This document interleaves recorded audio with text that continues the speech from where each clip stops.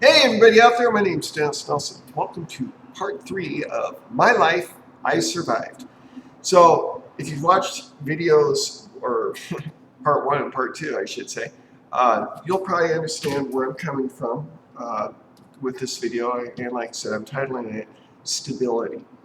Now,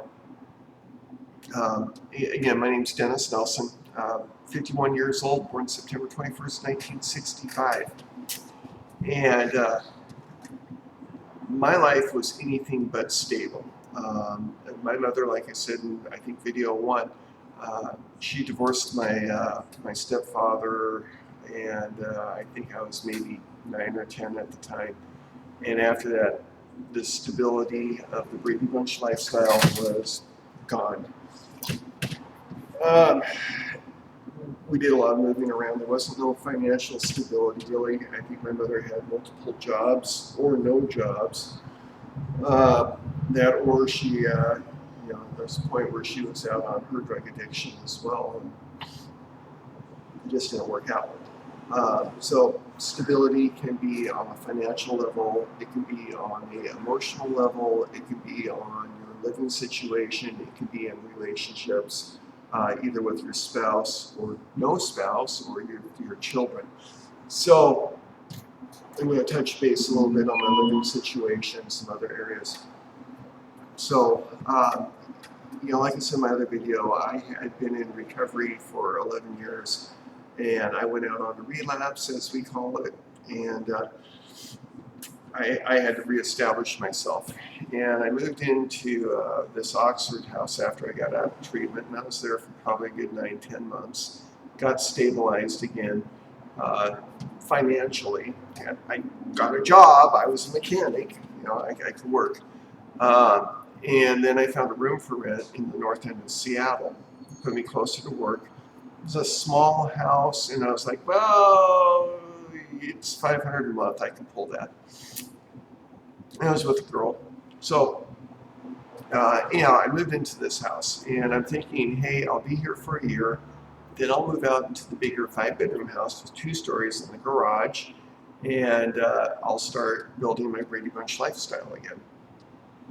And within 4 months, the girl moved out to California, left me with the dog, and I'm there to pretty much fend for myself. So I was like, well, we'll get some roommates, we'll rent the rooms out, blah, blah, blah, blah.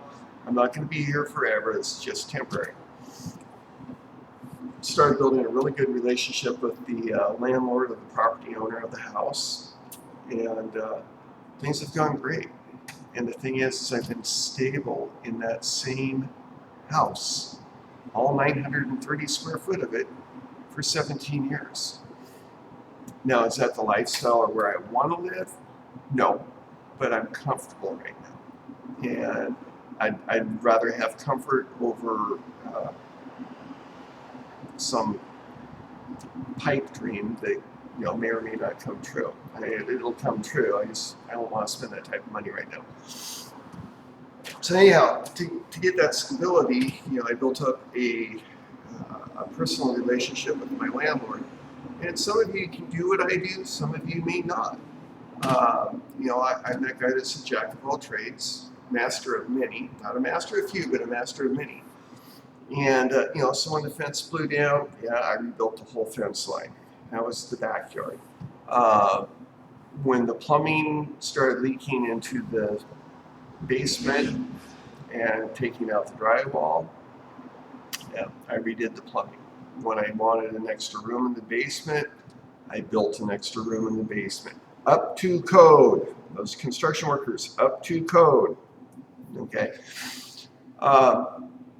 So I've been able to build stability on that one. Now, we'll go over to the relationship part. Now, like I said in my other video, I've got a 7-year-old daughter. And me and her mother are no longer together. We haven't been together since, 6 years now.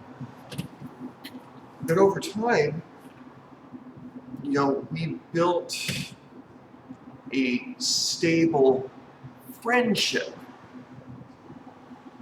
Okay? Stable friendship. This is one guy with one girl with a child in the middle, and we're not sexually active. together. Okay. Now, with that friendship, I treat her like I treat anybody else. Actually, I treat her a hell of a lot better than I treat anybody else. So, again, we're working on stability. I have a stable relationship with a person of the opposite sex that I have had sex with. I have a child with, oh my God. Yeah. But anyhow, every day at 2 o'clock, I pick my daughter up from the bus stop. I bring her back here to my shop. My daughter's here for 3 hours. My ex works for the state, and she gets off her state job, and she comes down, picks up my daughter, and brings her back home, and they do their mother-daughter things, and the process repeats itself. And a lot of times, I do barbecues here, big out barbecue. So she'll get off work, she rolls in, and I'm like, yeah, our daughter's been fed, and here's a T-bone steak and potatoes and corn, or here's a meatloaf, or here's a salmon, or, I make sure my ex is fed. Do I have to do it? No. It's part of me. So, yeah, I'm 51, but I'm getting to do these things that I thought were really important to me as a person in my younger years that I was not able to do. Back then, that's how I wanted to live. Today, I get to live it that way. And I get to be the loving, caring, thoughtful individual and try to make someone else's life a little bit easier for the remainder of the day.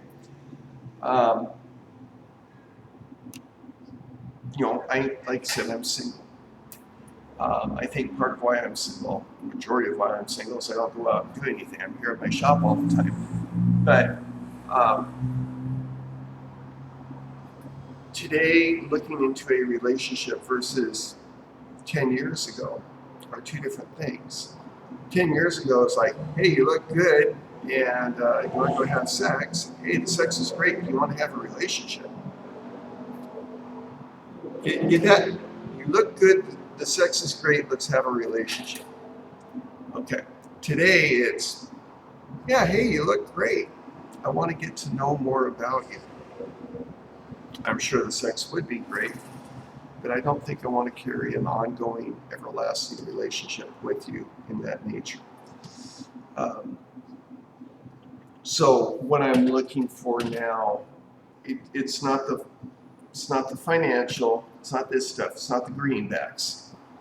What I'm looking for is someone that is emotionally available, that's intelligent, has a job or has an income of her own. But number one, that they get along great with my daughter, and they're not spun, and they're not on dope, and they're not out as an alcoholic. So today I get to be stable within my job.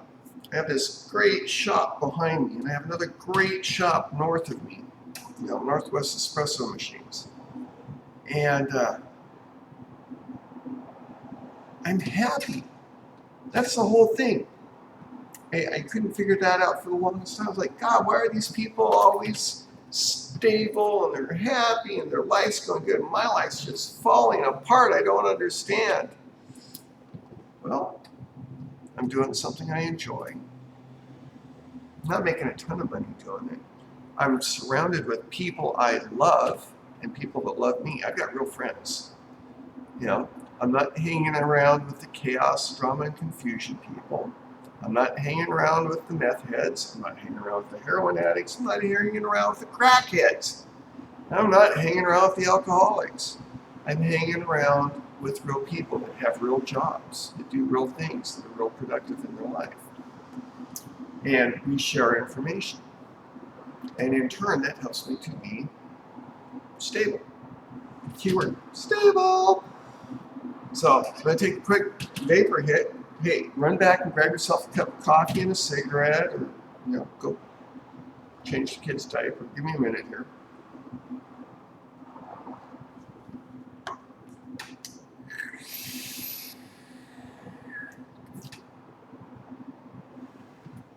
Yeah, this is my commercial spot.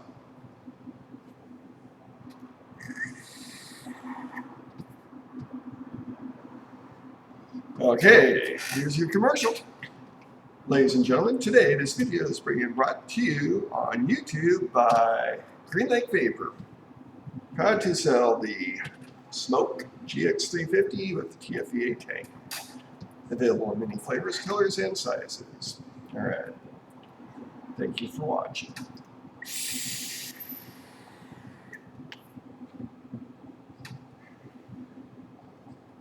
Alright, so back to reality here. So you want to be stable, you want to be happy, you want to be outgoing. Well, number one, the first thing that I found is you have to work on yourself, or I had to work on me. I had to make me right, which meant that I had to go, as much as I did not want to do it, I went and I paid someone that was a counselor, and we walked through my life, and we walked through my issues, and we got me pointed in the right direction. Okay, well, how do you get out of other people's shit? Well, number one, you have a job, and you stay focused on other things that are at hand. I don't care what John Paul Jones, my neighbor, is doing next door to me, as long as it does not interfere with my lifestyle. You know, I could care less if my neighbors have a sex dungeon in the backyard. It's not my thing. I don't care. You know, what I care is what's going on around me at my job, directed at my job, and at my home. So, you know, that area that's fenced around my property, that's what I'm focused on. I don't care if the neighbor paints their house polka dot, pink and purple polka dots, or if they're gay or lesbian or have multiple relationships with multiple people. I focus in on me. And the other thing that I focus in on being stable with is being a parent.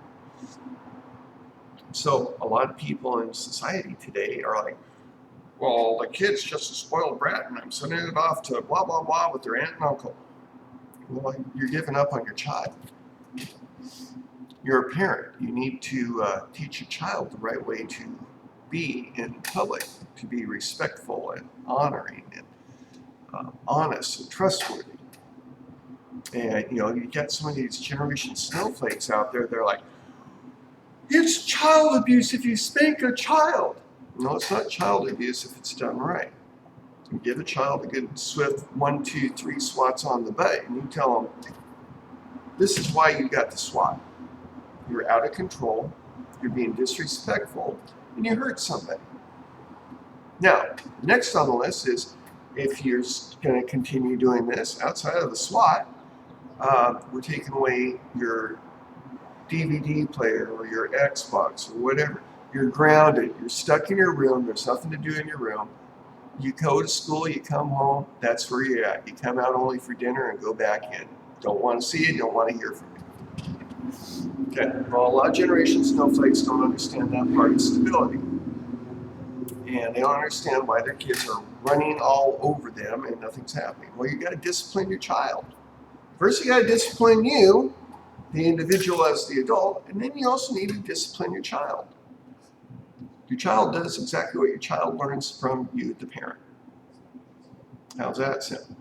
So, you know, like I said, I've got a 7-year-old daughter, and she will misbehave, and we have our brief talk, and I warn her 2 or 3 times, continue this, you will get a swat. Blah, blah, blah, blah, blah. Okay, well, either she stops or she doesn't, and she gets the swat, and then afterwards we sit down and we talk about it. Do you understand why you got the swat? No. Well, you kept doing what you were doing. Oh, I'm not going to do that again. I'm sorry. Okay. It's not that I intentionally want to harm my child, but when my child grows up, I want her to be stable. I want her to be respectful and respected. I want her to be outgoing, not withdrawn. I want her to have morals. And that's the other thing that goes on with stabilities. You need to have morals. Morals for yourself. So, you know, this video is only about 15 minutes long. So I don't have a whole lot more to say, but I do have stuff where, you know, if you got any question that you want to ask, there's that little comment section right down there. Look down there. It says comments. Now move your cursor on that, click on that, and type in your comment. Ask me a question. I think I've mastered life at its worst, and now I'm trying to do the best that I can to help other people's get above and beyond the worst part of their life, move forward. Family death, child abuse, house fires, losing everything, being a new parent, recovery. You got questions on recovery? Ask me. And I've been an active member of Alcoholics Anonymous and Narcotics Anonymous for quite some time, since 1988. I'll let you do the math. So anyhow, on my side of the clock here, it is actually time for me to go pick up my daughter from school. So that's part of my stability of my life, my daily routine. So, thank you so much for watching the video. If you feel this will help someone else, show them the link, get them on board, have them join up onto my website. I'll be talking more about different things coming up here. Thank you. Bye.